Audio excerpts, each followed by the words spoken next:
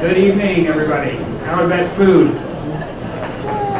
More importantly, how was that dessert? No? What? Come on. That was some good dessert. But I do need somebody to bring some more desserts over to here because I ate all the dessert on that one plate. I thought it was mine, so if we can bring some of that. Good evening. My name is Bryce Jacobson. I'm the publisher of the Greeley Tribune. Welcome to this, our third year of Tribune's Best Preps. This is one of my favorite events that we do all year long because the young people that are in this room tonight, we're celebrating all the good work and hard work that they do, and there's no referees here today, so that makes it a really good night. Please log online to bit.ly bestprep16. Take a look at that. Make sure you're hashtagging and Twittering, Facebooking, Instagram, all those things that you guys do. So please, at this time, if you could, stand and join me for the Pledge of Allegiance.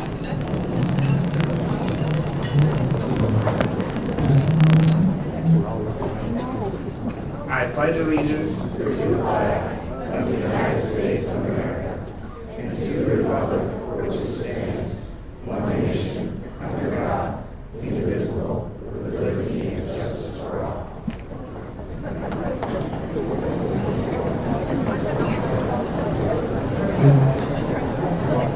Okay, let's get this thing going.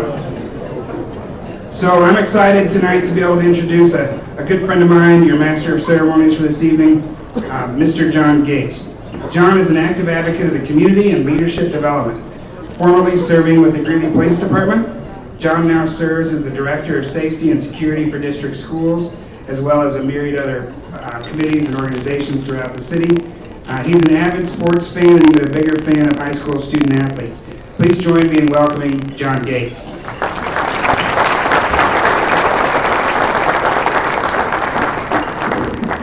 Thank you, Bryce. I am privileged to be your MC this evening. Good evening. It's wonderful to share the community spirit in this room. As a huge sports fan and with all of my professional years watching this community grow, I'm honored to share this evening with you and to introduce you to our very special guest for this evening. Have you ever overcome a hard time in your life? Certainly you have. Do you wish you could create a new normal? Have you wanted to know that you truly make a difference? Well, if you answered yes to any of these three questions, you're going to be glad you're here. And if you answered no, you are probably in self-denial. Our speaker today is an overcomer. He's a Gulf War Army veteran, 4-time track and field All-American, and a 2-time Olympic trials qualifier, who suffered a sports career-ending injury which resulted in the amputation of his left leg.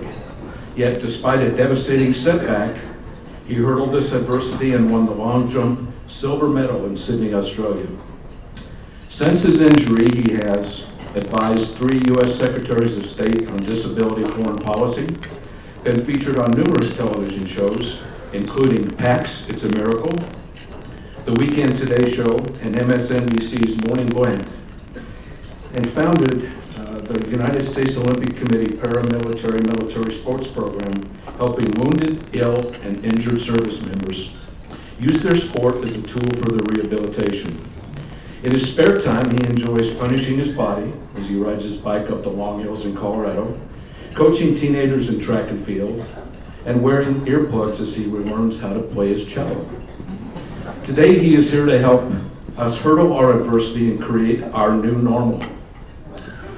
He's from Colorado Springs, Colorado. He's a long jump silver medalist, an Army veteran, and most importantly, a homemade waffle lover. Ladies and gentlemen, help me welcome Mr. John Register.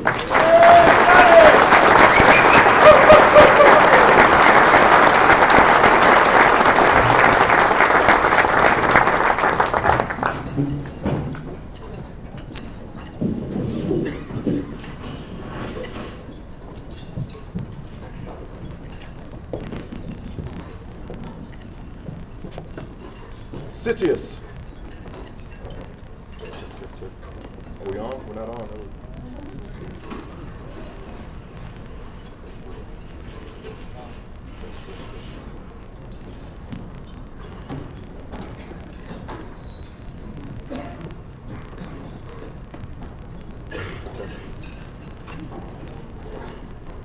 we got, y'all hear me?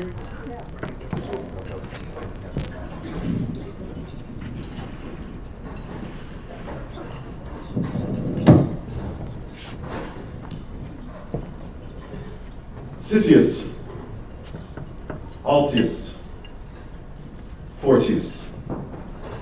These three words have been inspiring Olympians and Paralympians since 776 BC. Citius, Altius, Fortius, swifter, higher, stronger. The reason I like these three words is because it reminds me that they are not written in their superlative form, meaning they're not written in the highest form possible. It's not swiftest or highest or strongest, but they're written in the way that we can have best performances today and be even better tomorrow. Each one of you in this room are champions. You've been voted on and collected by your schools, athletic directors, and you now sit in this room for phenomenal performances. I challenge you that you have done greatly already. Well, what's next? How do you take it to the next level? How do you make it those three Latin words of Citius, of Altius, of Fortius, being great today and even better tomorrow?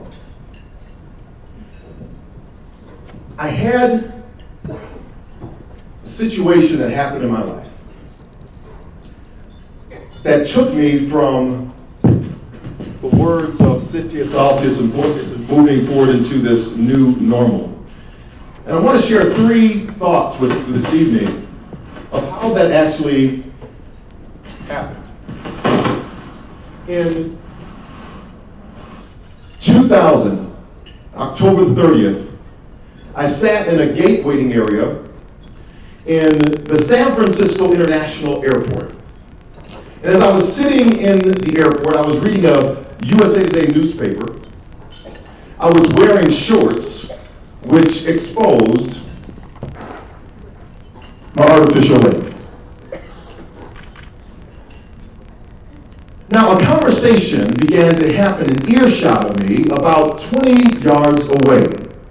There were two boys, about 5 and 7, who had made a new discovery. They were sitting next to their mother, and they wanted their mom to have the same enthusiasm as they had. Look, Mommy, look at that man's leg, look at that man's leg, look at that man. There goes Robot Man! So I chuckled, and I went back to reading my newspaper. But something else happened right after that. The people who were in the gate waiting area, they began to have this outer speak conversation that really should remain inner speak conversation about the two boys, 5 and 7, who had just discovered a Robot Man. They were saying things like, oh, it's impolite to stare. Why doesn't that woman shut those two kids up? Get them out of here. Leave that poor man alone. I said, oh, that's interesting too. I went back to my paper, and out of the corner of my eye, the 20 yards away from me, I see the lady get up and walk her two boys in my direction. And I think she's going to do like the song says, walk on by. But no. She stops, leans in, and says, excuse me, sir. It looks like you have overcome tremendous adversity. It looks like you are such an inspiration. My children, they are fascinated by your artificial leg. Would you please tell them what happened? No one has ever come up to me and ever asked me what happened to me in such a public setting. So, a few things happened. In the space between her question and my response, I began to process how I would respond to her. I began to think, why would she think I've overcome adversity? Maybe I was just born this way. Why did she think I was an inspiration? I could have been an axe murderer. I'm not. And why was everybody else now leaning in? And in the space between her question and my response, I had the answer. I did not overcome the adversity. You see, 6.5 years earlier, on May the 23rd, I was lying in a hospital bed. My wife Alice had my left hand, and my parents were on the opposite side of the bed. And the pain was tremendous. Dr. Randy Mullins walked in the hospital room in his white lab coat and his clipboard and said, Mr. Register, you have a tough decision to make. You can keep your limb and use a wheelchair for the rest of your life, or we can amputate tomorrow and you can use a prosthesis for the rest of your life.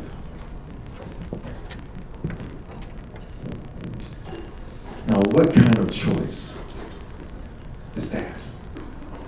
You see, not only 7 days earlier, on May the 17th, I was on top of the world.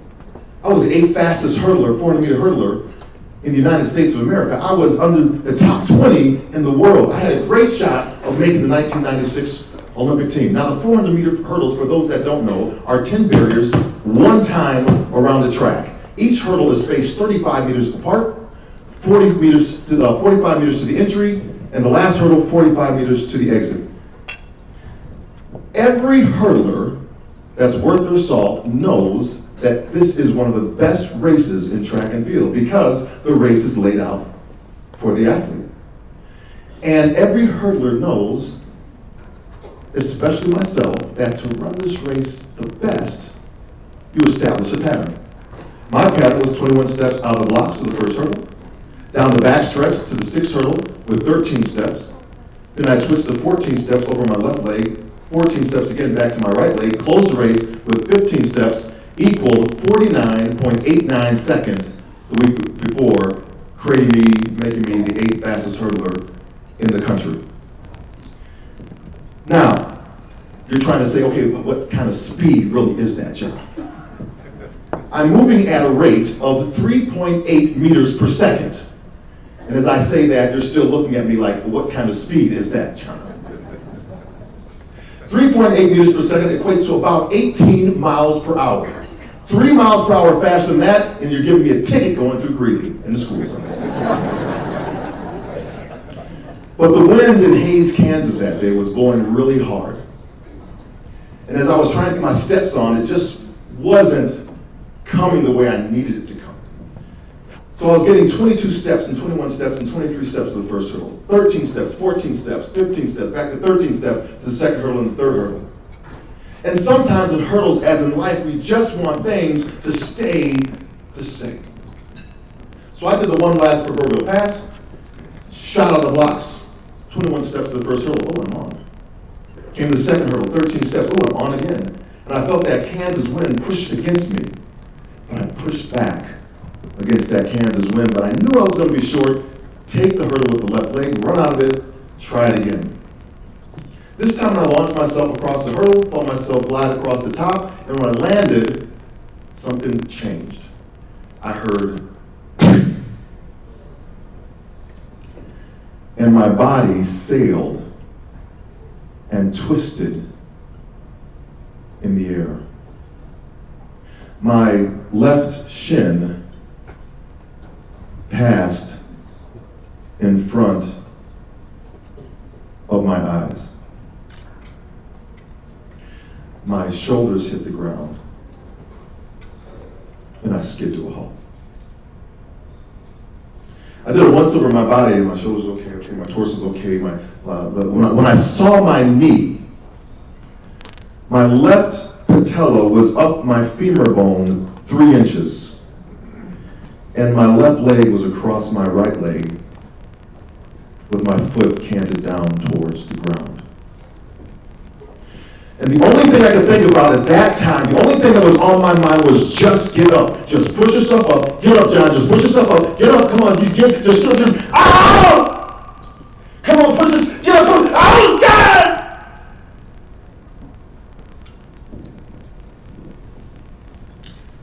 And then 90 minutes later, my teammates were singing songs to try to keep me calm. But 90 minutes later, as my teammates were trying to administer first aid to me with all those medics on the All-Army track and field team, but 90 minutes later, the ambulance came. And I was put in the back and taken to Hayes Medical Center in Hayes, Kansas. And another doctor in a lab coat walked into the room and took one look at my crooked leg and said, Mr. Register, you got a bit of a problem. We're going to have to fix that. So we got 2 big guys on my shoulders, and he bore down on my crooked leg. And he said, we're going to do this on the count of 3. 1, and my leg swelled up. And I passed out. When I woke up from the multiple surgeries, the doctors trying to reconstruct my artery because that's what was blocked and was broken, and did a vein graft operation over the course of those 5 days. When I woke up in and out of those surgeries and in and out of consciousness, that's when I was in that hospital bed with my wife holding onto my left hand and my parents on the opposite side of the bed, and Dr. Randy Mullins, he had walked into the room and said, you have that tough choice to make, John. I looked back over at Dr. Randy Mullins and I said, you know, Doc, I know it has to be amputated. And as soon as I spoke those words, my wife Alice, her hand slipped away from mine. My parents, they went to both ends of the room. And then Dr. Randy Mullins, he looked back at me and said, we'll begin tomorrow night. And when I woke up from that surgery, I was in more pain than I was 2 nights prior. I had been, in my mind, had made it through so many things. Operation Desert Shield, Desert Storm. Training at night over in Germany. But now, I'm no longer the 8th fastest hurdler in the country. My Olympic dreams are over. When I looked down for the first time at those white sheets, I saw for the first time my 29-year-old life. My left leg was gone. And the pain was so incredible, I just wanted something to knock me out. And so I reached over for the call button, and I tried to roll and twist my body over, but because I was so weak, I couldn't reach the button. But I saw the nurse's aid station out there was just right out of earshot, or I knew I could just make a sound and call to them, but the tubes that were down my throat made the sound too inaudible to get their attention. So there I lay in that bed for the next 8 hours, in that pain with my dangerous thoughts. Who am I now? What's my identity?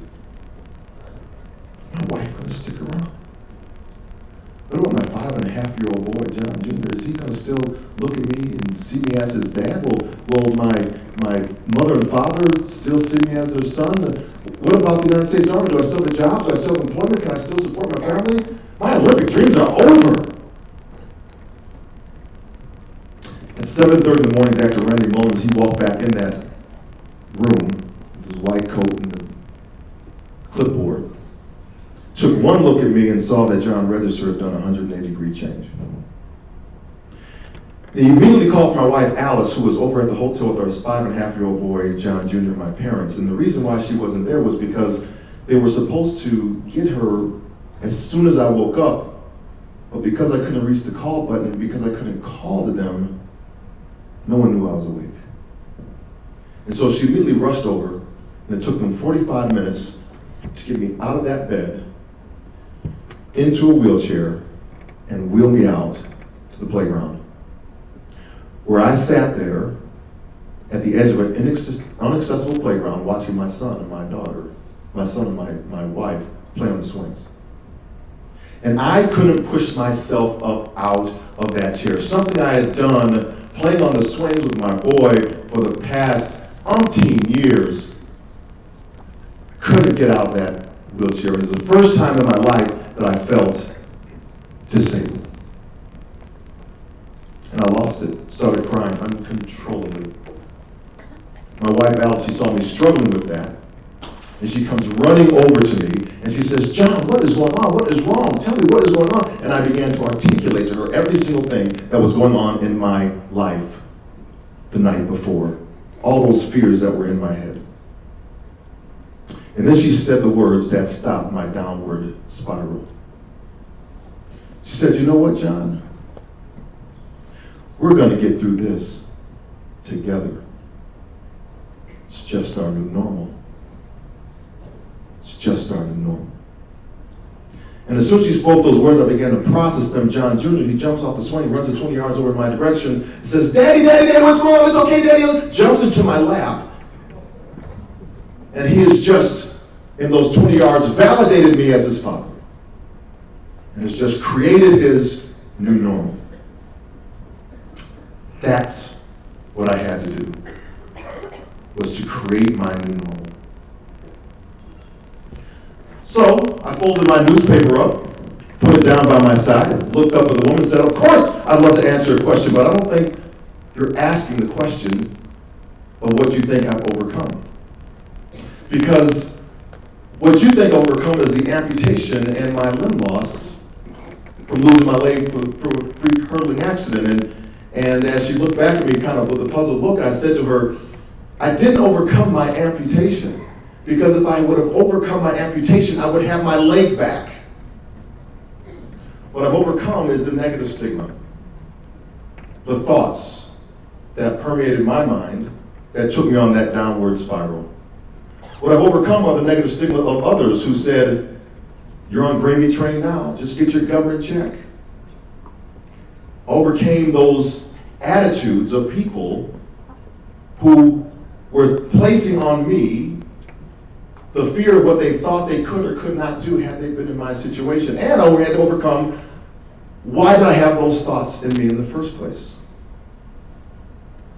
Why did I think my wife would leave? Why did I think my son wouldn't see me as his father? Why did I think the United States Army was going to kick me out and kick me to the curb? What had I been reading? What was going into my mind that was causing me that? And it's that point that I want to stick with you right now as you're listening to that story. What's the new normal that you're going to have to create as each one of you has had some type of success? It's now time to flip the switch and shift gears, and change your perspective to what you're going to do on the next side of that coin. Because as you walk across this stage, you're going to receive the accolades, and you received everything that you have worked so hard to do. But I always challenge to look at what is next. For me, it didn't come easy. I had to really think about some things that were too hard to understand at the moment. This great quote by Johnny Depp, one of my favorite movies in Pirates of the Caribbean. The problem is not the problem is your attitude about the problem. Savvy. We often think that our problems are the problem, but it's really something else that is the problem when we look a little bit deeper and pull the onion layer back. I believe that each one of us, to move to the next level, has to create some type of a ritual. My ritual was, after losing my limb, was to get up and just stand on my right leg for about 15 seconds a day. And then move on to the next thing. Because the ritual then creates your rhythm. And then once you create your rhythm, the rhythm creates your rise. And you begin to move forward with inside of those things. When we talk about these lessons that we learn, we take them sometimes at face value, and sometimes we take them literally, or we take them from others. For me, I think the second lesson I learned after creating the new normal was to see the value in others before sometimes we see the value in ourselves, or they see the value in themselves. See the values and benefits of other individuals. And I was having a tough time doing that as a new individual with a physical disability. I swam for physical therapy, and I had made somehow made the Paralympic swim team. I got so fast in the water. And so I actually made the team that went to Atlanta, Georgia. And so instead of going as a 400-meter hurdler to Atlanta, I went as an African-American swimmer. Now, in my book, we just don't do that sport. I'm in another gate waiting area in the Washington Dulles International Airport, and we're doing a test event down to Atlanta. The basketball team, wheelchair basketball team, the track and field team, and the swim team.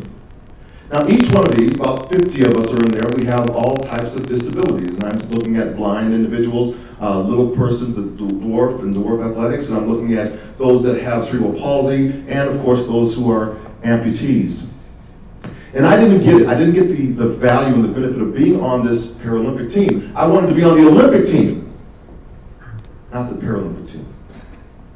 As I'm in this gate waiting area, I'm sitting next to a gentleman who's in a three-piece Armani suit with gator skin shoes on, and he's talking so loud on his cell phone that I just wanted to reach out and touch him.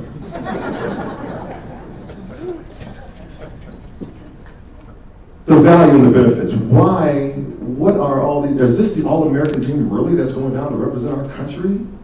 It's not the Olympic team. This is some Paralympic, some hybrid. And as I was in my thoughts, the gate agent, she comes up to the lectern with her little perky self and says, "Ladies and gentlemen, flight number 385 is now ready for passenger boarding. Will everyone who needs a little more time and assistance please get up and board the aircraft at this time?" So 50 of my Paralympic teammates and I, we got up and began to walk down the jet bridge. And I said, "Hello, benefit number one." Now that's a perk. I took my seat about the 14th row, 14F, like the window seat, and I began to watch this amazing spectacle of all my teammates coming on board the aircraft. Those that were with cerebral palsy, they were looking up, holding the backs of the chairs. Those that were spinal cord injured, they were being pulled on in aisle chairs. Those who were blind were being led on. Those who were little people who were getting on just fine. And then I see Tree. Now Tree is a bilateral, 2 legs missing, below the knee amputee. He's on the wheelchair basketball team, and Tree stands 6 feet 8 inches tall. And as he's getting on that tree, ducking under the exit sign, I realize it. Tree can be a tree at 6'8" or a stump at 4'3", depending upon which legs he picks out of his closet in the morning time. Tree sits down at seat 7C, pops his artificial legs off, hands them to the flight attendant, who then places them in the overhead bin. Benefit number 2. More leg room. Flight attendant asks Tree, "Do you need more tower assistance? Can I help with anything else?" Tree says, "No, ma'am, I'm good. And off she walks back into the first class cabin to bring all the ABs on board, all the able bodies on board. And as soon as she passes the curtain into the first class cabin, Tree, now being 4'3", hops up into a seat, raises his hands, hoists himself up into the overhead bin, lays prone next to his artificial legs, closes the bin door. 14F. I catch eyes with Amy, one of my teammates on the swim team. Amy turns beet red, puts her head down, twiddles her thumbs like they have done this 1,000 times before. The plane is quiet and I'm on the edge of my seat. All the passengers are boarding to the back, they're boarding to the front, they're coming on board, they're sitting down, putting their luggage down, and I want to know who's going to sit at that 7th row. And we have our winner, Mr. Armani Sue. Still on that cell phone, and that bag attaché case will not fit comfortably underneath the seat back pocket in front of him, so he must go to the overhead bin where our friend Tree has been lying prone for the last 5 minutes. And when he goes to lift that latch, don't get ahead of me, Cree. He goes to lift that latch, boom, out Tree pops. Armani jumps from the 7th row back to the 14th row where I'm at. I look back over at Amy, Amy says, oh, that's pretty good, John. Last guy made it to row 10, new world record! Armani picks up all of his stuff, he walks back up to that 7th row. No joke, Tree has his hand on his chin. Those little nubby legs he has are crossed. And he says, I'm sorry, sir, but this overhead bin space has been filled.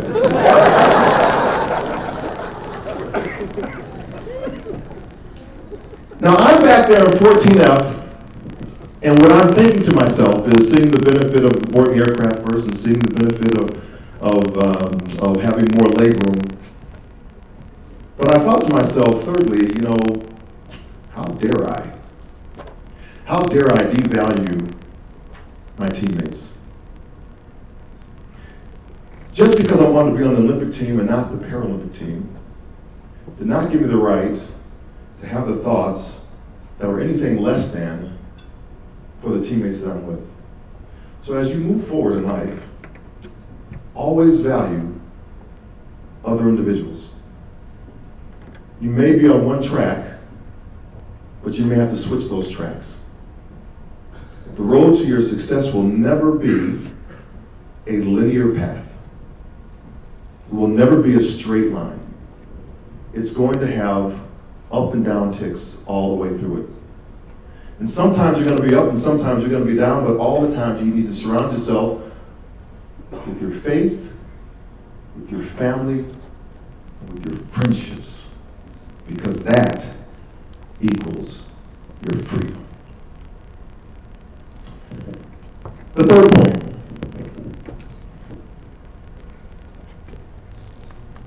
is you earn what you earn. Can you play the video, please?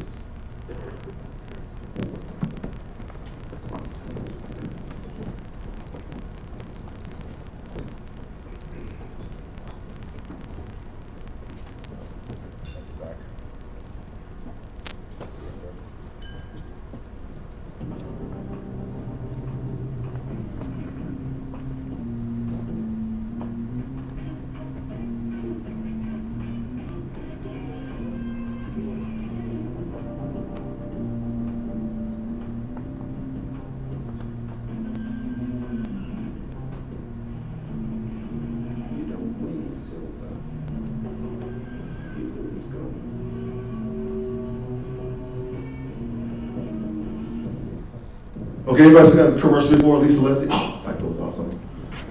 Goes up, dunks the basketball. You don't win silver, you lose gold. Oh, it's awesome. I'm crazy. Love it. I'm so inspired. Until I won the silver medal. I had to think about that in wrestling. I was having some challenges with this concept. As I'm on the silver medal platform with Lucas Christian, who won the gold, for a moment I wanted to win the gold medal, but then I thought about it and said, wow, this is a pretty special moment. He told me that on the way down, John, it's a pretty special moment. I said, yes, it is. And I thought about this even more after this commercial that was this great Nike commercial, because I always thought about we win medals in our lives, and we're all after seeking that top spot, but we all don't get that top spot. And oftentimes what we do is we say things like, I should have won that. I deserve that. I worked hard for that. But the results are the results. And your wins are your wins, and your losses are your losses. and you earn what you earn.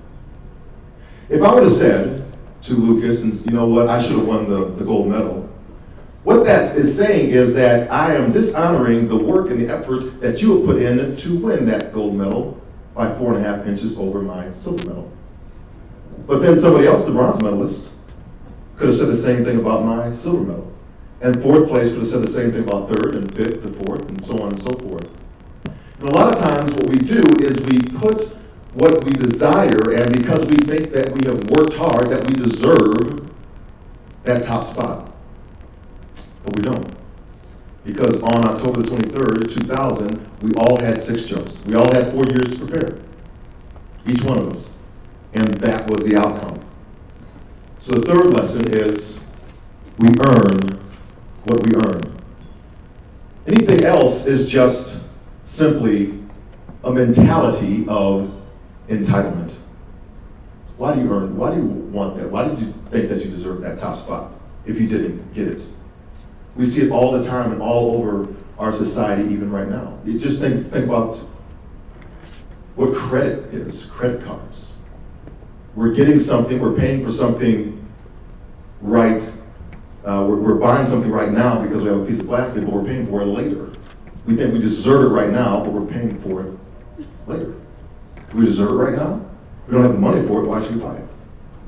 And we keep that mentality going, and it keeps on creeping into our society, and we keep on thinking that something is correct when we actually earn what we earn. If you keep that mentality, you will always go far, and you will always earn every single thing that you have in your life. I never believed, and the fourth and last point is, I never believed in 110% efforts. At the Paralympic Games in 1996, I was watching the swim venue, classification S5. Classifications are like weight classes so that athletes compete in the same classes that they are, so it's fair. Each category is based upon 1 being the lower number or the greater amount of disability, and 10 or 11s being the least amount of disability. I competed as an S9, for example. This is class S5. And on the block was a gentleman from Laos. And I noticed quickly 2 things that were different about this gentleman from Laos. He had no right arm, and he had no left arm. And the event is a 200-meter IM, which consists of the butterfly, the backstroke, the breaststroke, and the freestyle. And I'm thinking to myself, up in the stands, watching down in the classification S5, how is this guy going to swim the 200-meter IM without any doggone arms? And as the gun goes off, whoop, he dives into the water. And he begins to move his body up and down in the water like a little dolphin. And as he gets to the first turn, the first wall, I'm sitting next to Summer Sanders, one of our great swimmers, and she says to me, well, how is he going to turn around? Because the rule says you must touch the foremost part of your body to the wall before you turn around and go back the other way. Well, Gaul's foremost part of his body is, yeah, doesn't take a bunch of breathing folks to figure that one out, now does it? Now he goes to the wall, boom, slams his head against the wall, turns around, goes back the other way, he's on the backstroke kick. And as he's flutter kicking, he's pulling away about 3 meters from his nearest competitor. He goes to the next wall, boom, slams his head against that wall, turns around, he's on the breaststroke, thank you very much. He's on the breaststroke kick, pulling away 6 meters, 7 meters, 8 meters away from his nearest competitor. He goes to the next wall, boom, hits his head against that wall, turns around, freestyle kick. He's on the way home, and he's pulling away 12 meters, 13 meters, 14 meters from his next competitor. And as he goes in, that little kid from Laos stops the clock, slams his head against the wall. I look at the effort and it says, new world record. He's won the gold medal. Everybody else is still trying to catch this guy with no arms who's just finished the race. And then I notice this commotion that's going on in lane 5, the lane where he swam. And the officials are running over, racing over to his lane, and Summer says to me, well, they can't pick him out of his lane because if they do, he's disqualified. Everybody must finish the race before anyone is allowed to exit the pool. Well, what's happening is Gong is so tired from that gold medal and world record performance that his legs are cramping in the water. He has no arms to hold on to the lane line, so he begins to sink in the water. And the officials are racing over there to hold Gong up by where his arms should have been. And I thought to myself, how many times this guy in his home pool in Laos banged his head against that wall to win that one medal? How many times did he push himself to sheer exhaustion to the point of drowning to set that world record? And I began to think metaphorically in my life, you know what, John, if you have not given 110% effort like this guy just gave it, you have given nothing at all. It's the first day I've started believing in 110% efforts, anything greater than 100%. And I say to you, how about you? The effort that you took to get here, can you do more? Can you push harder? Can you dig deeper? Can you get that Sitius, Altius, Fortius, swifter, higher, stronger, and be better next year than you actually are today?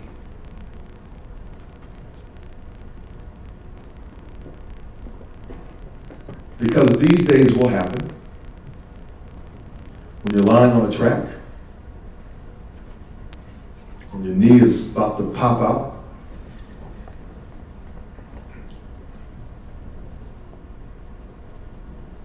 those days will be there.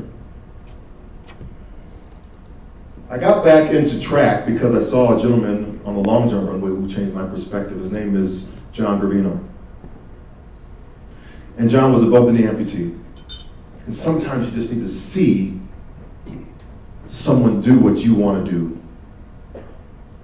And as John was on that long jump runway with his artificial leg, he ran down that long jump runway leg over leg. The crowd was cheering for him. They were clapping for him. And he hit the takeoff board. He leapt into the air. And at the apex, the height of his flight, his artificial leg flew off. I've never seen this before. And he landed here, his artificial leg landed 3 feet up in front of him. And the whole crowd went dead silent like Macaulay Culkin Home Alone. But John turned back to the long jump official and said, now where are you going to measure my jump from? From right here, my artificial leg lands up there. And I said, it's a brilliant attitude to have. So I had a leg made for running. 2 years later, I wound up tying the American record. And as I looked at those 2 boys, and I looked at that lady who brought them over to me, I said, and then on October the 23rd, in 2000, I won the silver medal in Sydney, Australia. And I just happened to have that medal in my pocket. And I took it out of its case, and I put it around that boy's neck. And I put it around the next boy's neck. And I quickly put it back in my pocket.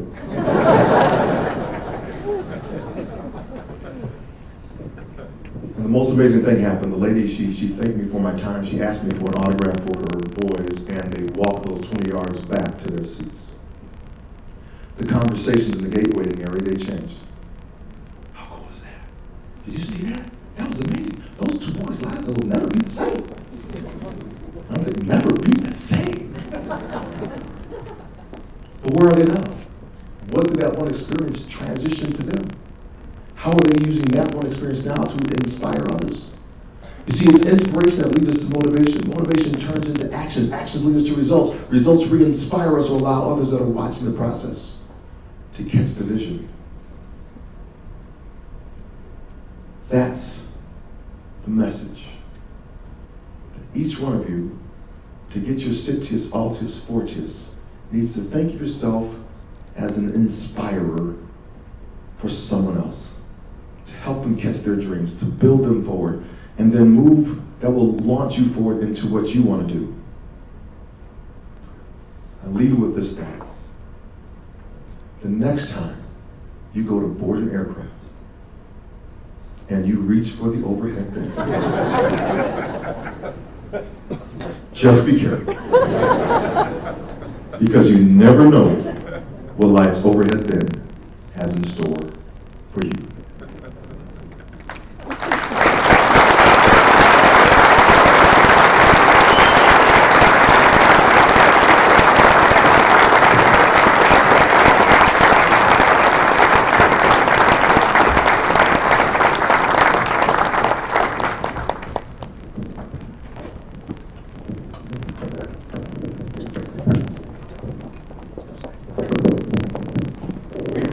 Does anybody want to follow that? Come on up. John, you were so inspiring, and not to mention you're a very funny man. Thank you so very much for being with us this evening. How about one more hand for John Register?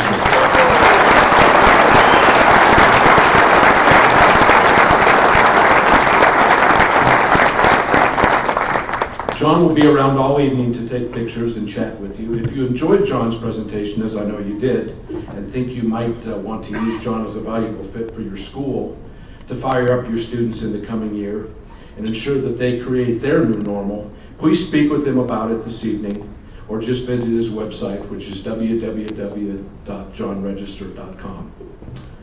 Now, with that aside, let's do this, should we? Each day, the Tribune connects communities to stories about strength, teamwork, and the power of human spirit from across the region. Stories about great people of all ages and stages that are adding to the rich quality of life in this region in more ways than we can count. Sports is just one arena that keeps your northern Colorado neighbors captivated. While greatness occurs all around us each day in your individual communities and schools, tonight we come together as one. It is time to shine the spotlight on the accomplishments of prep sports from across this region. The Tribune's annual recognition of athletes has long been a highly anticipated announcement. Last year, the traditions were expanded into this shared experience and recognition now known as Best Preps. Athletes, tonight is about you, and you, and you. It's all about the obstacles that you've had to overcome, the goals you have achieved, and your personal best that was discovered in your sports this year. Tonight we celebrate teammates, competitors, and undoubtedly even some rivals. We celebrate together. You are the best preps, and you are here as one example of what makes this region great. We are thankful for your spirit, dedication, and devotion and leadership. You are the focus of this evening, and you are our future. And as I look around, the adults in the room should be proud to know that our future is in this very room, and we have a lot to look forward to. Ladies and gentlemen, get ready to cheer because it's time to recognize our 2015-2016 Best Preps.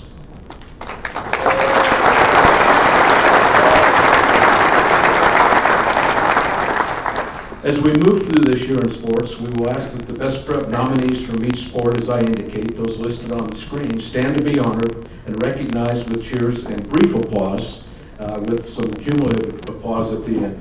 One athlete from each sport will be called to the stage to receive the Best Prep Award, as selected with great consideration by the Tribune Sports Department, who has circled back to my left. With no further ado, sports fans and athletes, let's begin with the Best Preps recognitions.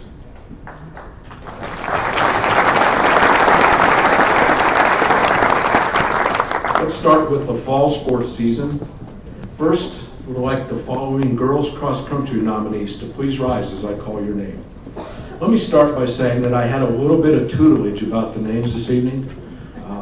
That being said, that is no guarantee that I'll get them all right. And I know that I won't, but I will assure you I'm going to do my very best this evening not to get your name wrong. I know that's important. First is Emma Willitson, Eaton.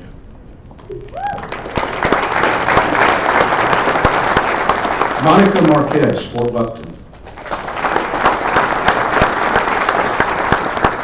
Hannah Ellis, Frontier Academy. Denise Ojeda, Greeley Central. Deanna Rowe, Greeley West.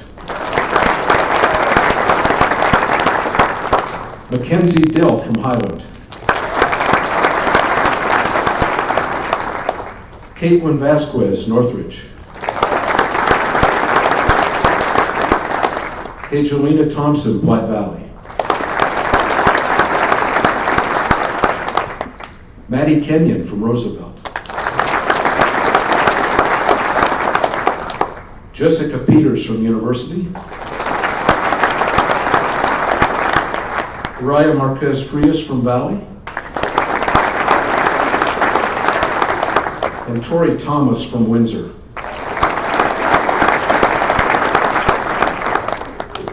The recipient for the best girls cross-country runner goes to Maddie Kenyon from Roosevelt. Come on up, Maddie.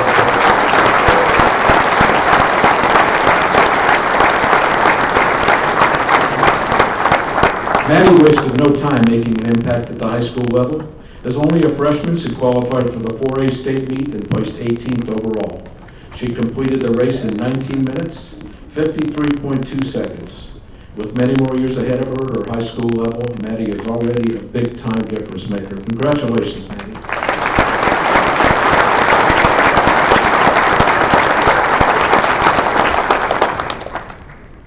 On to the boys' cross-country nominees. Please stand as I call your name. Connor Unteed Eaton. Luis Guerra, Fort Lupton. Josiah Davis, Frontier Academy. Arturo Toro, Greeley Central. Levi Antuna Wake, Greeley West. Levi Killian, Highland. Josh Torres, Northridge. Andrew King, Platte Valley. Ty Davis, Roosevelt. Uriah Little Owl, University. James Wyatt, Valley. Mikhail Engler from Windsor. The award recipient for Best Boys Cross Country Runner is Josiah Davis, Frontier Academy.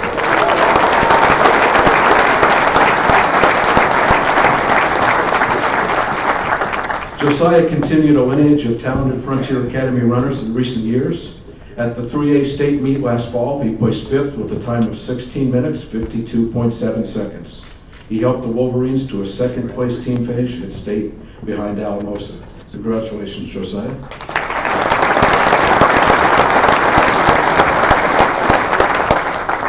On to our Cheer Palm nominees. If you would please rise when I call your name. Megan Gilmore, Frontier Academy. McKenna McCormick, Greeley West. Mackenzie Winter from Highland. Eliza Martinez and Miranda Moncayo, Northridge. China Allen, Platte Valley. Courtney Simpson, Roosevelt. Betty John Radke, University. Wayne Ash, Valley. And Maggie Say, Windsor. Help me congratulate our best cheer prom athlete, Betty John Radke, University.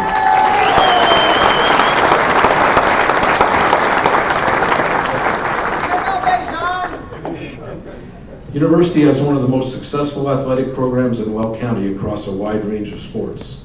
So much of that starts with the Spirit Squad on the sidelines and provides that little extra push at just the right moment in a tense, tightly contested game.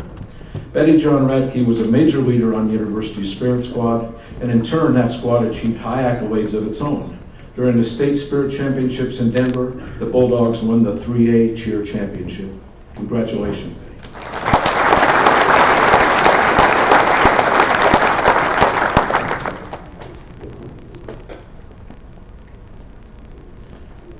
I've been asked to speed it up. This is a good idea. How about one big power clap for each athlete?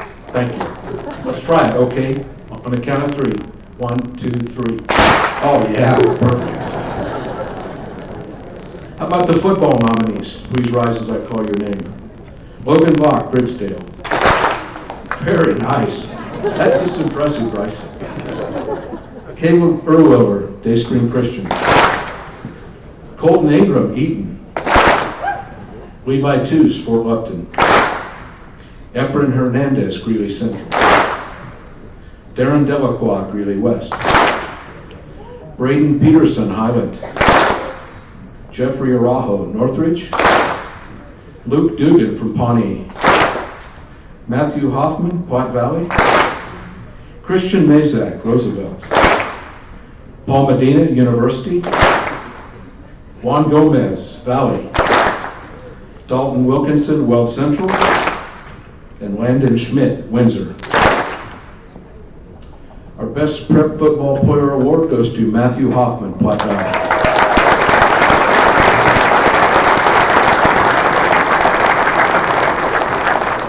For 4 years, Hoffman was all over the football field for Platte Valley. As a senior leader on offense and defense this past fall, he led the team in receiving and also led the team in tackles and interceptions. In fact, he was the 2A leader in tackles with 141. He helped carry Platte Valley to an 11-2 record and a state runner-up finish in 2A. Congratulations, Matthew.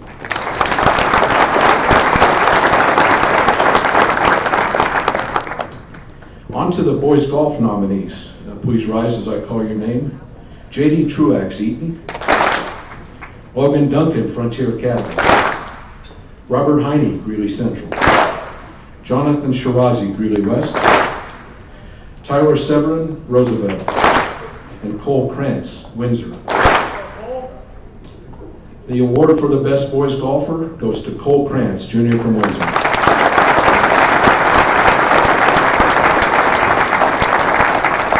Cole continued his rise up the leaderboard, literally and figuratively, in 4A golf.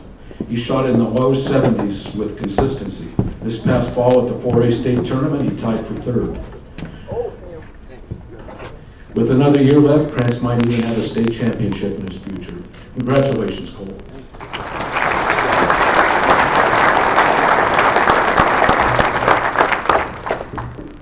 Softball nominees, please stand as I call your name. Taylor Renaud, Eaton. Morgan Vasquez, Fort Upton.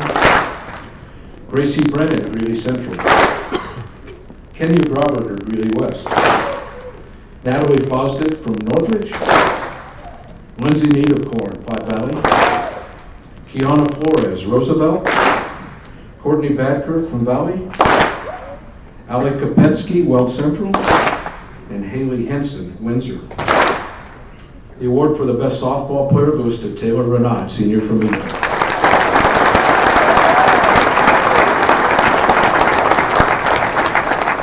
Taylor might be a Highland student, but she's been as dedicated as anyone to Eaton's softball team. With stellar defense in the outfield and a dangerous bat at the plate, she sparked the Reds to a surprise run to the state title game as Eaton placed second in 3A this past fall. She hit over 500, led the team in RBIs, and committed just one error all season. Congratulations, Taylor.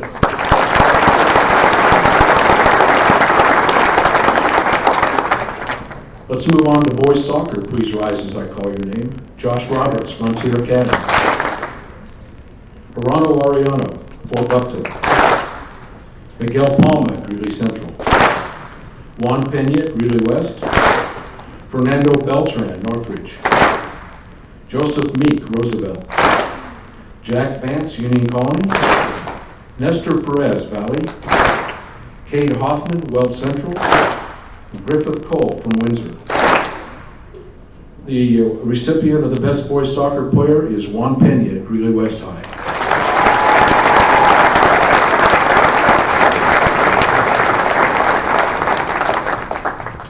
Providing crucial senior leadership during a strong Spartan campaign, West played through a tough-as-nails schedule and still managed a 9-4-2 record. Pena played goalkeeper for the Spartans and was under constant pressure against all the talent that plays within the 4A Northern Conference. Despite the stiff opposition, under Pena's direction, West allowed only 14 goals this season. It appears as though Juan couldn't make it this evening. We'll be sure that he gets the award. How about the boys tennis nominees? Please rise. Connor Clancy, Greeley Central. David Orozco, Greeley West. The doubles team of Trey Vasquez and Joseph Lombardelli, Northridge. And Wesley Smith, Windsor. The best prep boys tennis player is Connor Clancy, Greeley Central.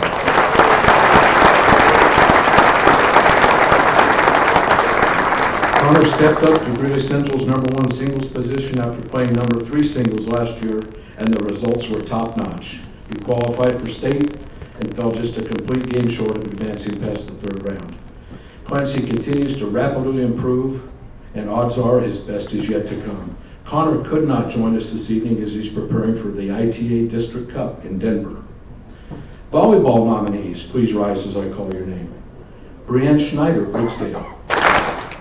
Kelsey Donahoe, Day Spring Christian. Kaden Rexus, Eaton. Janet Cardenas, Frontier Academy. Hannah McCutcheon, Fort Lupton. Paige Cadavy, Greeley Central. Ryan Madera, Greeley West. Olivia Himmel, Highland. Brooke Paxton, Northridge. Maggie Smith, Platte Valley. Addison Hayes, Roosevelt. Callie Bonson, Union Colony. Madison Fisher, University. Brooke Schilling, Valley. Kelly Carlson, Weld Central. And finally, Kylie Hurst from Windsor. The best prep volleyball player recipient is Madison Fisher, University.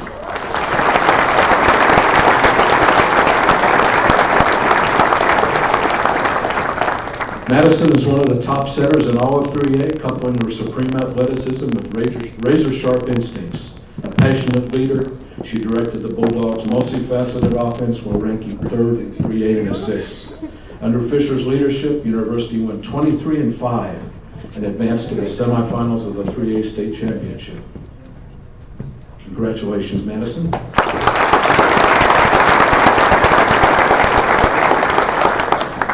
Let's move into the winter season and start with girls basketball. If you would please stand as I call your name. Darian Hale, Briggsdale. Taylor Ingram, Day Spring Christian. Bailey Schumacher, Eaton. Kylie Lyman, Frontier Academy. Georgie Heron, Fort Lupton. Naomi Hidalgo, Greeley Central. Kylie Cropper, Greeley West. Madison Tolle, Highland. Brittany Frank, Northridge. Adriana Rios, Platte Valley. Bailey Grantner, Roosevelt. Kaylee Vike, Union Colony. Araceli Hernandez, University. Kelsey Ray, Valley. Kelly Carlson, Weld Central. And Amanda Ward from Windsor. The recipient of the Best Girls Basketball Player is Darian Hale from Briggsdale.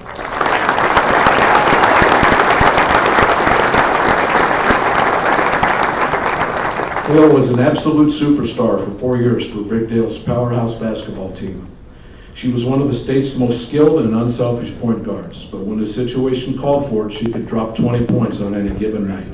Her leadership and sheer talent led the Falcons to a 23-4 record and a second-place finish at the 1A Girls State Tournament. Congratulations, Darian.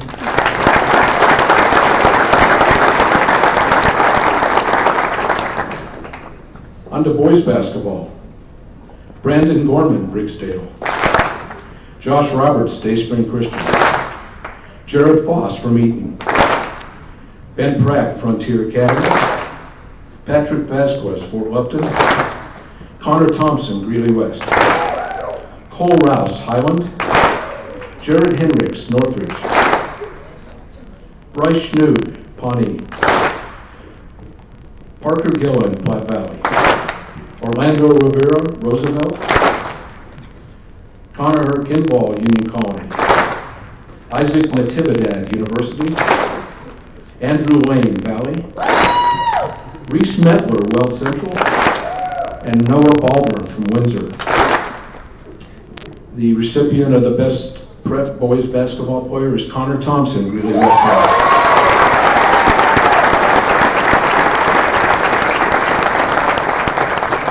Greeley West basketball was back on the map, and Connor was right in the forefront for the Spartans' resurgence. He stuffed the stat sheet and provided valuable on-court leadership while leading West to a 19-6 record and a trip to the second round of the 5A state playoffs. Congratulations, Connor.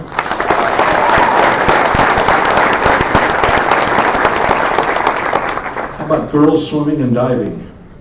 Riley Daniels, Eaton. Anna Valdivinos, Greeley Central. Elise Johnson, Greeley West. Elizabeth White, Northridge. Angela Vasquez, Valley. And Morgan Friesen, Windsor. The best prep girls swimmer is Riley Daniels, Eaton Hospital.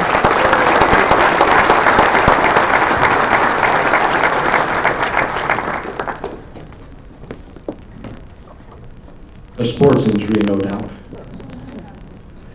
Riley suffered leg and shoulder injuries in an off-season ATV accident, but it didn't slow her budding high school swimming career. This past February at the 4A state meet, the super sophomore placed 7th in the 50-yard freestyle and 8th in the 100-yard butterfly.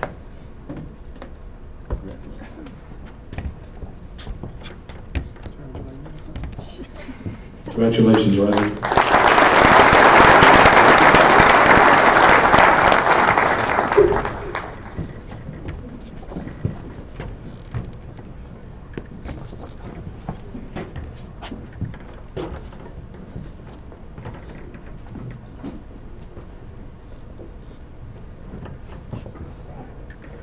Wrestling nominees: Colton Ingram, Eaton; Andrew O'Leary, Greeley Central; Xavier Vasquez, Greeley West; Jody Sandoval, Fort Lupton; Morgan Fogg, Highland; Jordan Jackson, Northridge; Brian Rodriguez, Platte Valley; Bo Slaymaker, Roosevelt; Justin Anderson, University; McCoy Flanagan, Valley; Dalton Robertson, Weld Central; and Will Von Baum, Windsor. The Best Preps Wrestler Award goes to McCoy Flanagan, Valley.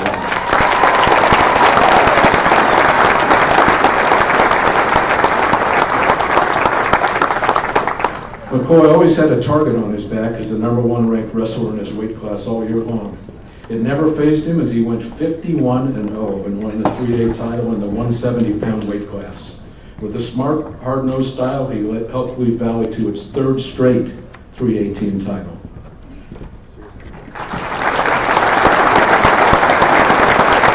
Congratulations, McCoy. As we finish the winter season, how about we get up and stretch for just one moment and give our winter nominees and winners a nice round of applause.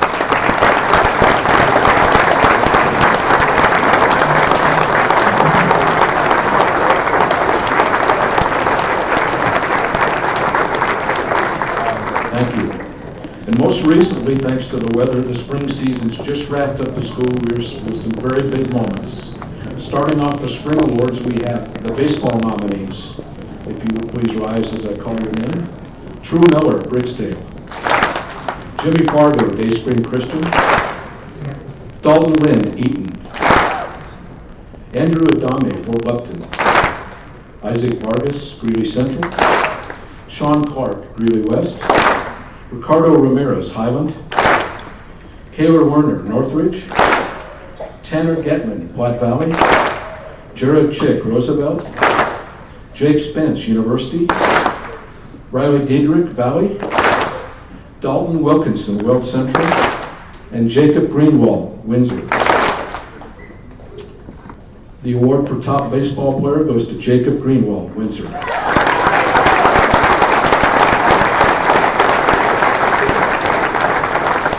Just about every kid growing up playing baseball has dreams of someday playing in the pros, but few have the potential of actually making that a reality.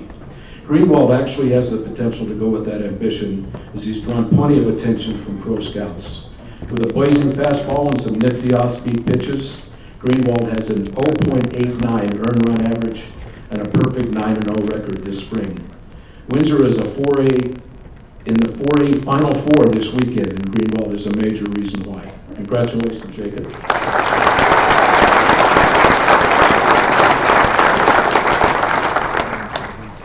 Girls golf nominees: Caitlin Olson, Greeley Unified; and Jessica Zapp, Windsor. The top girls golfer award recipient is Caitlin Olson.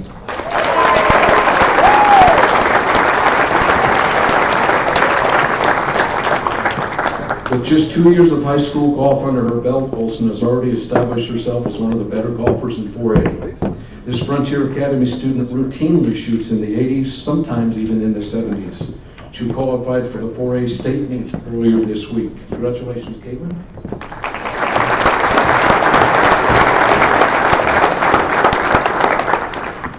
With one high school in the Best Preps region competing in Chassa lacrosse, Windsor is paving the way for new sports in our region. The best prep for sports lacrosse player is Casey Scott from Windsor.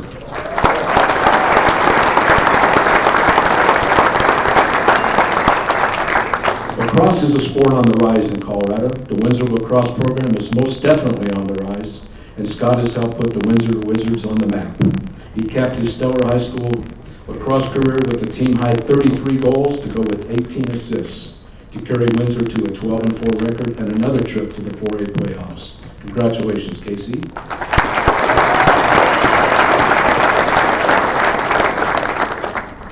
Girls soccer, please rise. Brianna Olson, Frontier Academy. Ava Ortega, Greeley Central. Kaylee Hordeman, Greeley West. Gabriela Garcia, Northridge. Christina Izquierdo, Valley. Isabel Leet, Weld Central.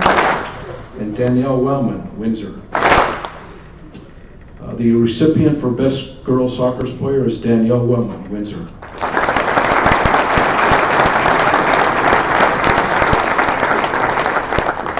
Wellman's contributions may have gone under the radar at times with Windsor's high-scoring offense, but there's a reason the Wizards allowed only 13 goals in 19 games.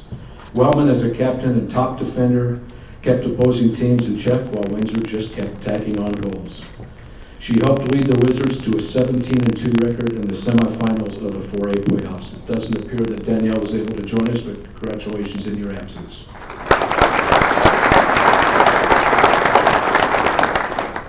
Boys swimming nominees: Drake Manuelo, Greeley Central.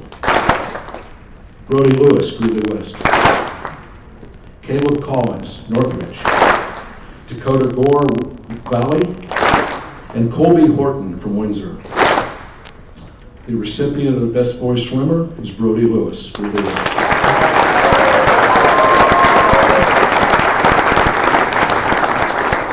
A year after winning a state championship as a junior, Lewis capped off his high school swimming career in grand fashion.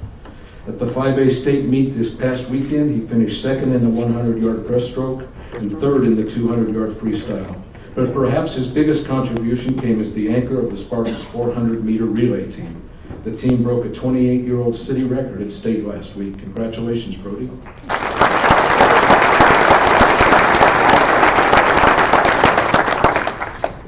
Girls tennis nominees: Maya Scott, Eaton. Morgan Smith, Greeley Central. Emily Hopwood, Greeley West. Spencer Snyder, Northridge. Camille Kramer, University. And Amanda Ward from Windsor. The Best Girls Tennis Player Award winner is Maya Scott, Eaton.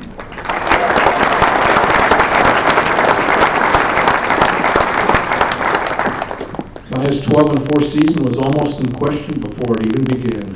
During basketball season, she tore the labrum in her shoulder and broke her hip, but she feverishly worked to come back for the end of Eaton's girls basketball season. Then in the spring, she earned the Reds' #1 single spot and qualified for state while leading one of the best Eaton teams in decades. Congratulations, Maya.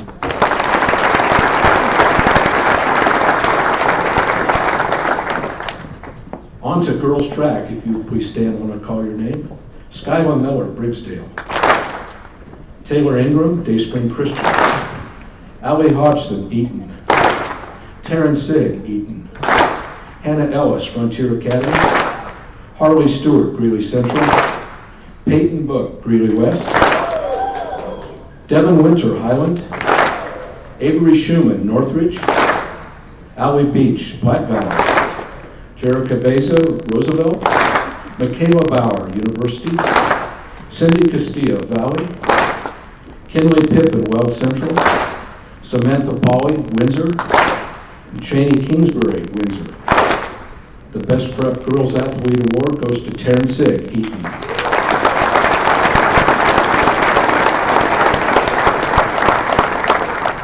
No girls team in 3A was nearly as dominant as Eaton this spring, and perhaps no girls athlete in 3A was as dominant as Taryn. This past weekend in the state meet, she defended her shot put title while setting a new 3A state meet record. Just for good measure, she also won the discus title. In all, Sigg contributed a jaw-dropping 20 points to Eaton's team score as the Reds won a second straight girls team title. Congratulations, Taryn.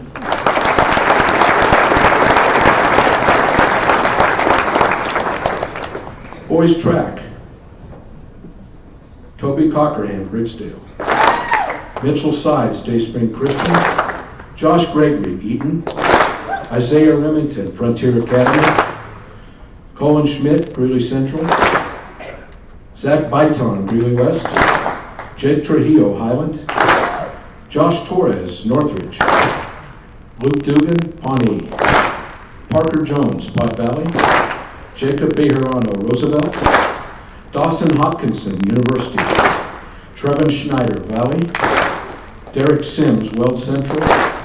And Luke Desmond, Windsor. The Best Boys Track Athlete Award this evening goes to Jacob Bejarano, Senior from Roosevelt.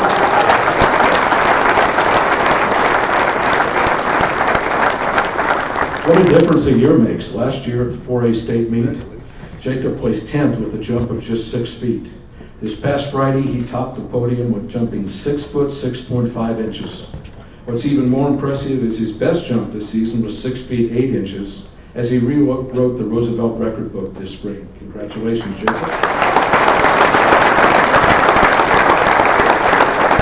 Wonderful work, everyone. You are all to be honored for your nominations, and let's give our preps another round of applause.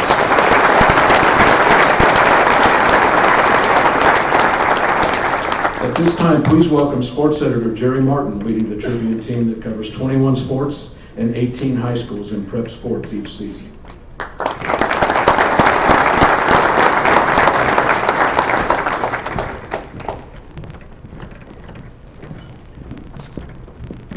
How about another round of applause for all our nominees and winners tonight?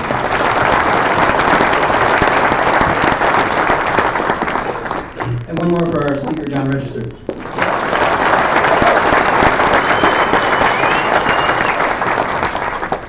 We're very excited to have you all here tonight to celebrate the year in Weld County prep sports, and what a tremendous year it was. We had multiple state champions each season, including several teams and athletes earning their second or even third state championship in a row, which is no easy feat at the high school level. We also saw a lot of teams break out and make it back to postseason play for the first time in several years, and even more who seem poised to do just that moving forward. In short, we have a lot to be proud of in Weld County this summer. And it's not over yet. We actually could have 2 more state champions before the week is over, with University of Windsor baseball set for Final Four action this weekend.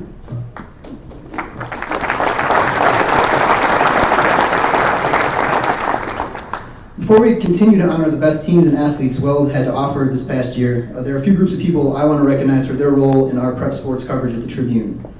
First, to the coaches of our high school teams who take the time to call us and report the results of their games, meets, and matches, thank you.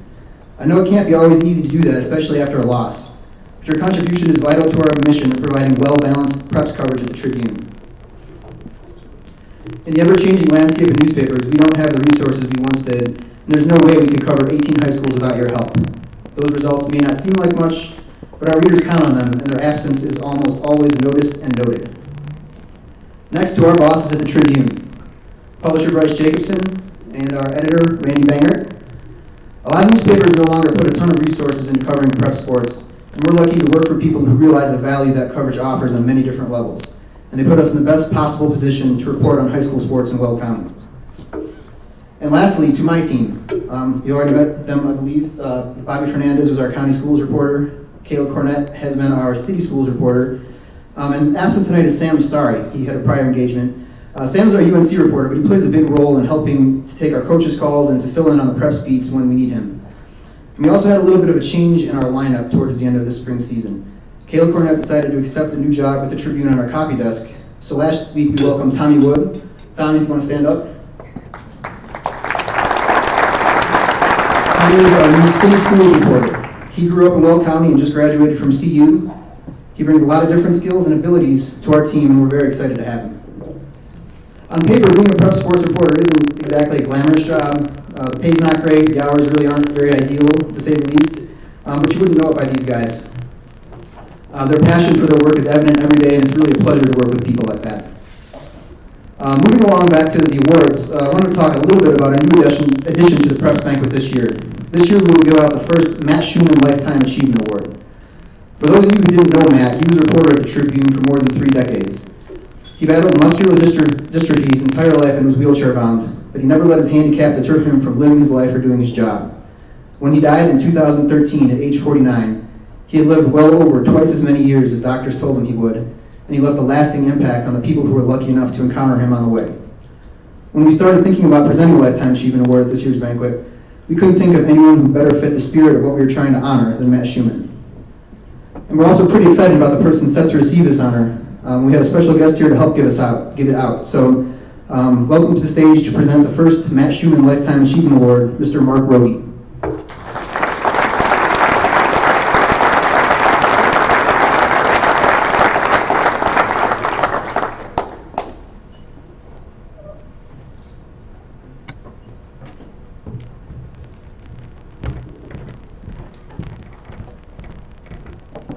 How's everybody? Good. First, I would like to thank the Greeley Tribune, the parents, the administrators, coaches, and athletes for making this night possible. Tonight's our recipient is a true all-star athlete, a graduate of UNC. He has spent his whole life in the Greeley public school system. He first worked at Greeley Central High School, then later at Greeley West, and most recently at Day Spring Christian Academy. He is the man, the myth, and the legend. Our recipient tonight is Mr. Mick Holmes.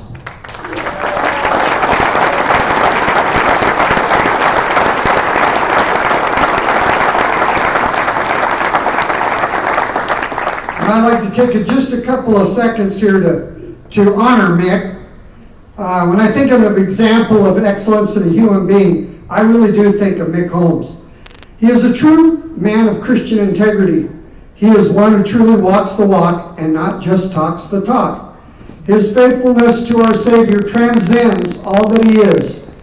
His example of a values-driven life has impacted for eternity so many people along his pathway. He is a faithful husband, one who has honored his wife, Gail, throughout the many years that I've known him. And I really think it's safe to say, and Nick would agree with me, that both of us have outkicked our coverage when it comes to our wives. He is an amazing father to his son Micah and daughter Mandy. His guidance and love for family has always been admired by those who have known Mick. They say that the proof's in the pudding. Well, Micah and Mandy are successful grown-ups now in their own right. You know, they can become a reflection of their mom and dad. He is a true friend. I can think of many acquaintances in life, but few who you can call a true friend. I am not alone when I say that Nick is a true friend. He is one who will stick by you in the good times, but also the times that aren't so good. I can honestly say he's one of my best friends. In my opinion, Mick Holmes is the greatest high school football coach I've ever seen in the history of our city. He is truly a process-driven coach. It's the preparation on a daily basis, expanding over the course of a career lasting more than 40 years, that has made the difference in his successes. So it doesn't matter if it's a state champion, a regional one, a district one, or a conference championship title. Mick has been the orchestrator of them all. He is the wind beneath the wings.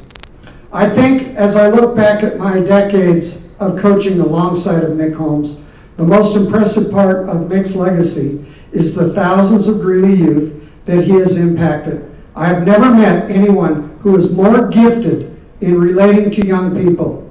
A man that can turn a cloudy day into a sunny one, who can lift the spirits of those who are in need. Mick is the ultimate leader and has blessed so many with his care and time. And finally, let me just say this. Mick, thank you for being you. I can think of no one who is more deserving of the Matt Schumman Lifetime Achievement Award than Mick Holmes, the man, the myth, and the legend.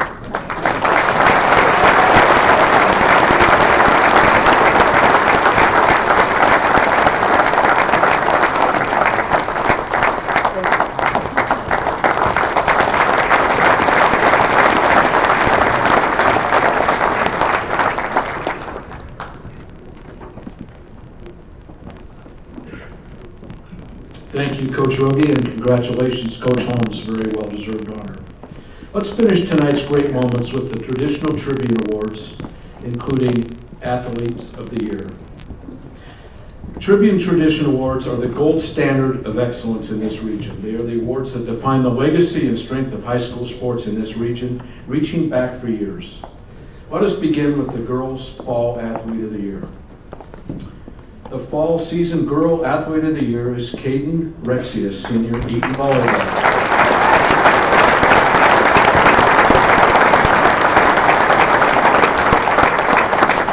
At just 5 feet 6 inches, Caden doesn't fit the profile of your typical dominant outside hitter. But modest height aside, she's a ball of fire every time she steps onto the court.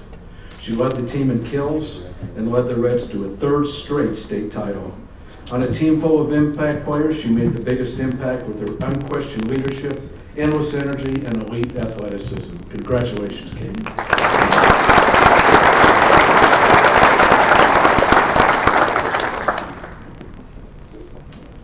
The Boys Fall Season Athlete of the Year is Landon Schmidt, Windsor Football.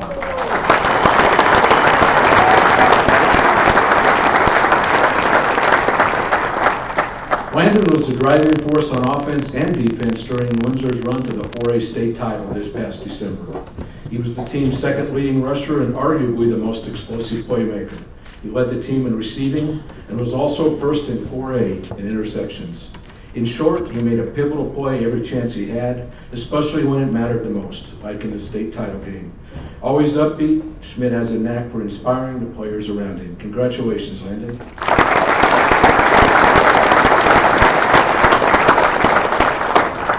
The Winter Season Girl Athlete of the Year is Morgan Friesen, Windsor swimmer.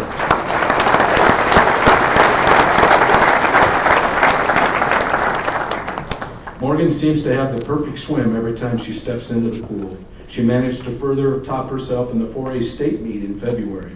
She won the 100-yard breaststroke title and the 200-yard individual medley, both with All-American times. They were the third and fourth titles of her high school career. The scary part is she still has another year of high school ahead of her as she continues to leave her mark as arguably one of the best prep swimmers in Colorado history.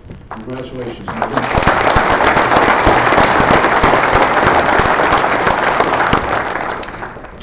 The Winter Season Boys Athlete of the Year is Dalton Robertson, Wells Central wrestler.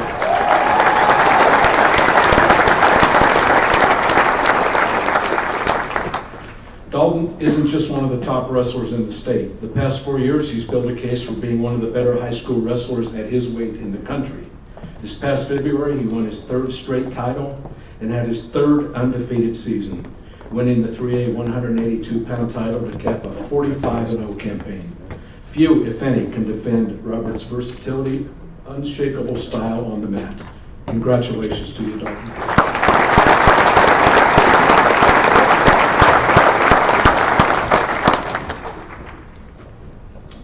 The Spring Girls Athlete of the Year, Cheney Kingsbury, Windsor soccer and track athlete.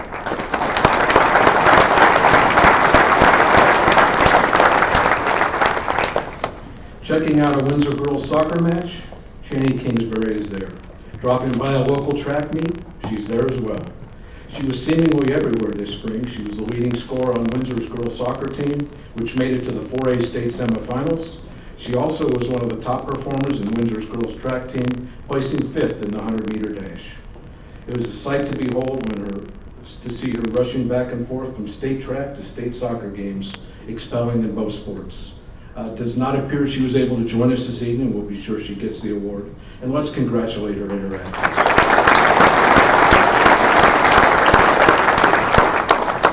The Boys Spring Athlete of the Year is Jake Spence, University Baseball.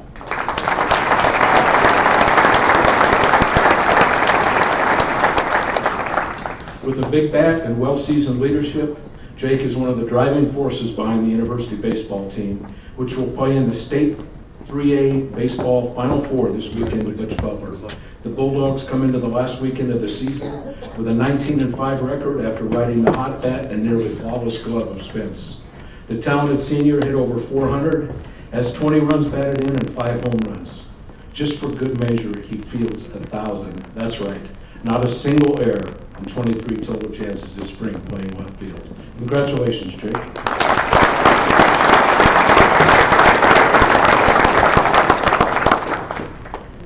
On to the Heart and Soul Award. The winners are Paul and Lyle Cooksey, Weld Central.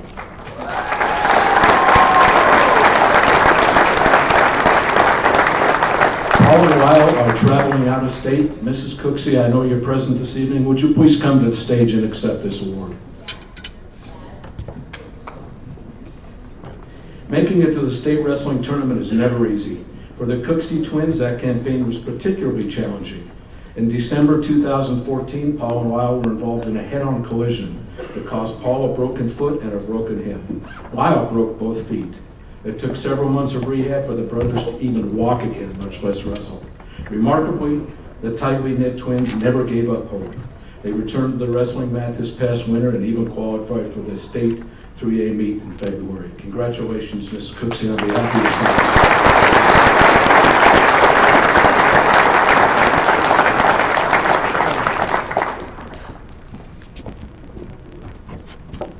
The coach of the year is unable to attend this evening as she's coaching. By now you figured it's a female, and it is. It's Gwen Forster from Eaton Volleyball.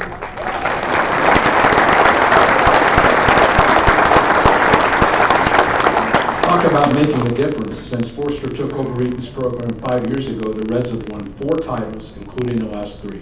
She led Eaton to an unbeaten season, 28-0 this past fall.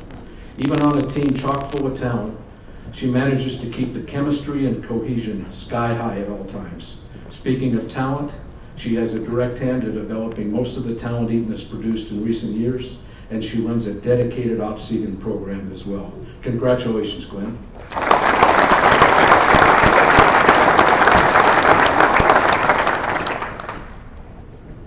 We'll close with the overall girls and boys athletes of the year. The overall girls athlete of the year is Kylie Cropper, senior, Greeley West High.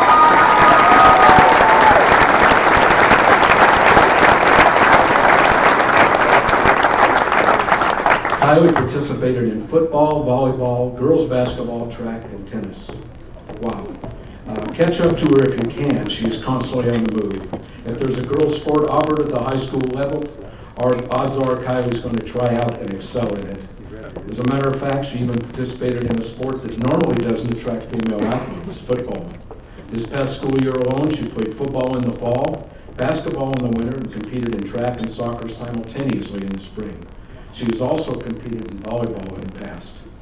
To make this Renaissance woman's incredible versatility even more impressive, she even had time to perform at a high level in the classroom. She is everything one could ask of a high school student athlete, and during her 4-year career at Greeley West, she's achieved everything a high school athlete can strive for. Her incredible commitment and dedication should serve her well as she embarks on her next chapter of her life at Virginia Military Institute, where she will study and play soccer. Our congratulations to you, Kylie.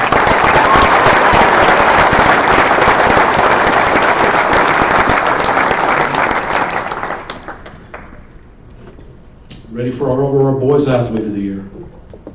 It's Parker Jones, Platte Valley.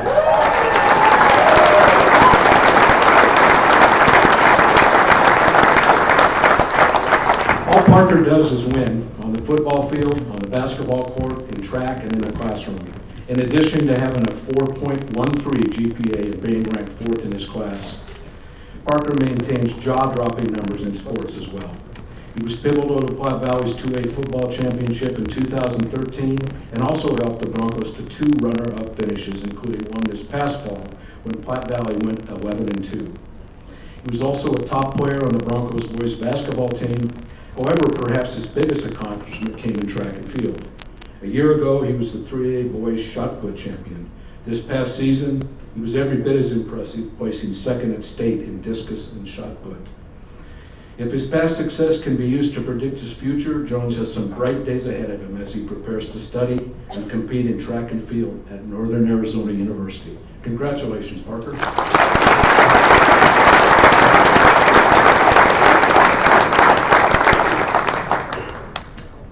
Congratulations, Well County. You are champions in heart, and you are building an undeniable spirit of community and setting the bar of example and excellence for high school athletes who will follow your example. We are not quite done this evening, but I am, so thank you very much for being a great audience. And I'd like to welcome Tribune publisher Bryce Jacobson back to the stage.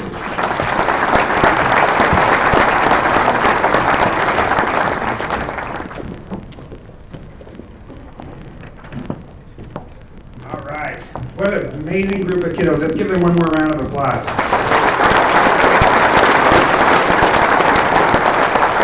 If you could do me a favor, I'd like to thank our sports team one more time, too. They do a great job following you around, taking pictures, telling stories.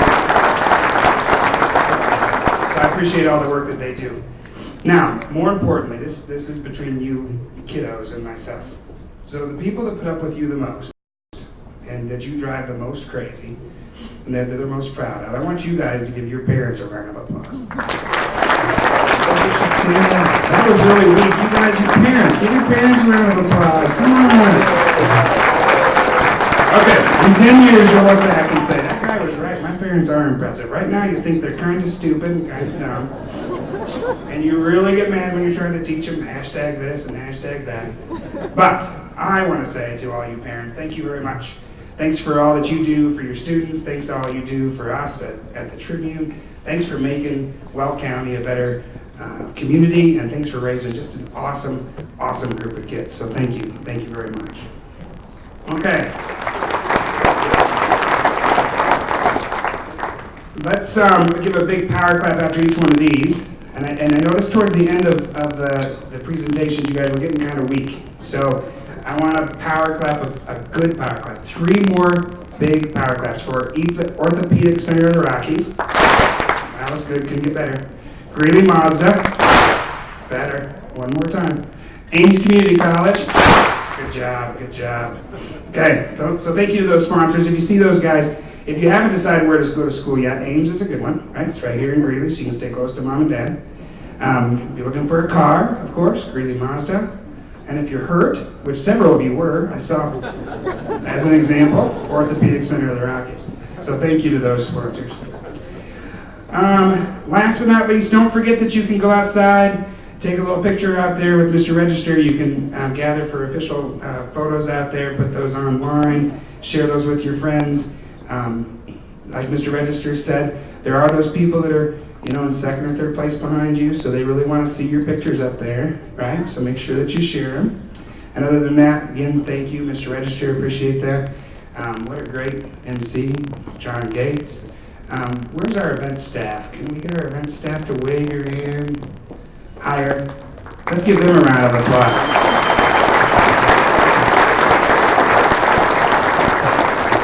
Thank you very much. Have a great day. Travel safe.